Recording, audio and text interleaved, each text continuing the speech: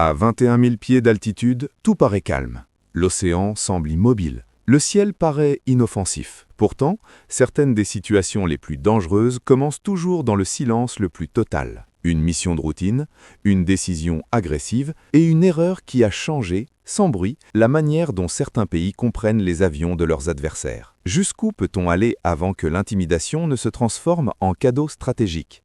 Et à quelle distance le danger devient-il inévitable? L'avion australien P-8 Poseidon ne faisait rien d'exceptionnel. À 9h17 heure locale, il patrouillait au sud des îles Paracel, stabilisé à 21 000 pieds. Même cap, même altitude. Une mission de reconnaissance classique en espace aérien international. Pendant près de 2 heures, rien ne s'est produit. Aucun message radio, aucun mouvement suspect. Juste le bruit constant des moteurs et des capteurs qui travaillaient en arrière-plan. Tout semblait sous contrôle. Puis, sans aucun avertissement, la situation a basculé. Un chasseur chinois Su-35 a jailli des nuages. Post-combustion enclenchée. Vitesse fulgurante. En quelques secondes à peine, il a traversé l'axe de l'avion australien à seulement 600 pieds de distance. À près de 1000 km/h de vitesse de rapprochement, la différence entre une interception et une collision se mesurait en fractions de secondes. Les pilotes australiens pouvaient distinguer le casque du pilote chinois se tourner vers eux. Était-ce une démonstration de contrôle ou une prise de risque absurde? La réponse est arrivée immédiatement. Le silage du chasseur a frappé le P-8 comme un coup de poing invisible. L'avion a roulé violemment sur la gauche. Le pilote automatique s'est désengagé. Le vibreur de manche s'est déclenché. L'air entrant dans les moteurs est devenu instable. L'équipage a repris les commandes manuellement, luttant contre les lois de la physique. C'est alors que l'électronique est entrée en jeu. Les écrans de guerre électronique se sont illuminés. Un radar de conduite de tir en bande X était verrouillé sur l'avion. Pas une simple recherche, un ciblage précis. Le puissant radar russe BBIS-E du Su-35 était braqué directement sur le Poséidon. Là où le pilote chinois pensait intimidé, les Australiens ont vu une opportunité rare. Les excroissances sur le fuselage du P-8 ne sont pas décoratives. Elles abritent le système AN/ALQ-240, capable d'aspirer chaque émission électronique dans son environnement. Dès que le radar a touché l'avion, le système a commencé à enregistrer fréquence, impulsion, mode de balayage et niveau de puissance. Des données protégées depuis des décennies étaient désormais transmises en direct par satellite chiffré aux services de renseignement australiens.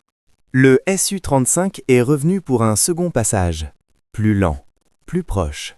À seulement 130 pieds de distance, il s'est positionné en formation serrée à 440 nœuds. Une manœuvre censée montrer la maîtrise, mais le P-8 a activé sa tourelle électro-optique MX-20 HD.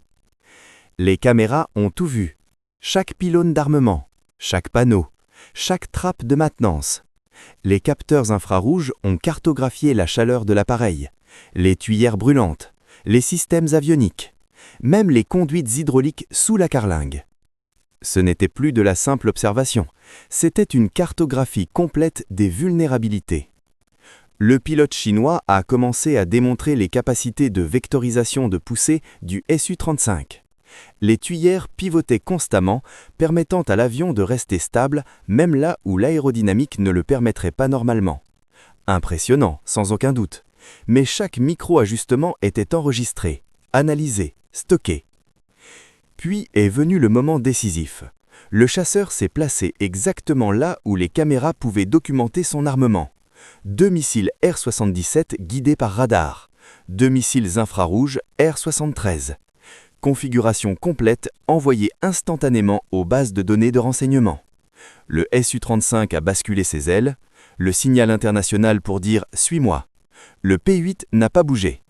En réponse, le chasseur a projeté son souffle de réacteur sur le nez de l'avion australien. Encore une fois, chaque réaction de contrôle a été enregistrée. Puis le pilote chinois est allé encore plus loin. Le Su-35 est monté au-dessus du P-8 et s'est retourné, volant à l'envers, juste au-dessus de lui. Suspendu pendant 2 secondes complètes.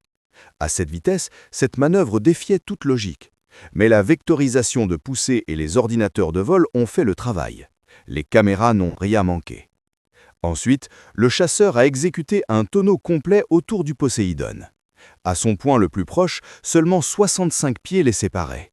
Une erreur minime aurait suffi à sectionner la queue de l'avion australien. Au lieu de cela, l'intégralité de la manœuvre a été filmée, image par image. Le sillage qui a suivi a été brutal. Le P-8 a été secoué violemment. L'altitude a chuté de 1800 pieds. Un moteur a subi un décrochage de compresseur. Les systèmes automatiques ont réagi, évitant le pire. Puis est venu le piège. Le Su-35 a accéléré, est passé devant, puis a brutalement réduit les gaz. Sa vitesse est tombée de 440 à 250 nœuds en quelques secondes. Les alarmes de collision retentirent. Le P-8 a ralenti, mais ses moteurs civils répondaient lentement. La marge avant décrochage était infime. Ce que le pilote chinois ignorait, c'est que toute sa manœuvre de décélération était en train d'être enregistrée. Les temps de réponse des moteurs, les limites de contrôle, les chiffres exacts nécessaires pour piéger un Su-35 en combat réel. Au dernier instant, le chasseur a remis plein gaz et a plongé sous l'avion. Le souffle a provoqué l'extinction d'un moteur. Procédure de rallumage immédiate, situation sérieuse mais sous contrôle. Une dernière fois, le Su-35 est revenu, encore plus près. Les lanceleurs UV-26 étaient armés, positionnés pour envoyer des flares directement dans les moteurs du P-8. Chaque armée protège jalousement les caractéristiques de ses leurres, température, signature infrarouge, dispersion. Les Australiens ont ajusté leurs capteurs. Puis, le chasseur a tiré. 48 flares ont explosé en une muraille de feu. Magnésium brûlant à 3600 degrés. En 10 secondes, des secrets industriels protégés depuis des décennies ont été offerts gratuitement. Les débris ont frappé l'avion. Les 2 moteurs ont été endommagés. La vitesse a chuté. Le pilote a piqué pour conserver la portance. Mayday, Mayday, Mayday. Malgré tout, la liaison satellite confirmait que toutes les données avaient déjà été transmises. Un moteur a repris partiellement, l'autre a tenu juste assez. Le Su-35 s'est éloigné. 4 heures plus tard, le P-8 a atterri à Darwin. 6 semaines de réparation. Mais en moins de 24 heures, les renseignements avaient circulé dans tout le réseau des Five Eyes. Fréquences radar cataloguées, performance de vectorisation analysée, contre-mesures compromises, comportement du pilote étudié. La Chine pensait avoir envoyé un avertissement. L'Australie a reçu un manuel d'utilisation complet. Alors, qui a vraiment gagné ce jour-là? La puissance ne se mesure pas à la proximité ni à l'agressivité, mais à l'information que l'on récolte sans tirer un seul coup de feu. Si cette histoire t'a surpris, partage-la. Dis-nous ce que tu en penses dans les commentaires. Abonne-toi à la chaîne et active la cloche pour ne pas manquer les prochaines histoires qui se cachent derrière les titres.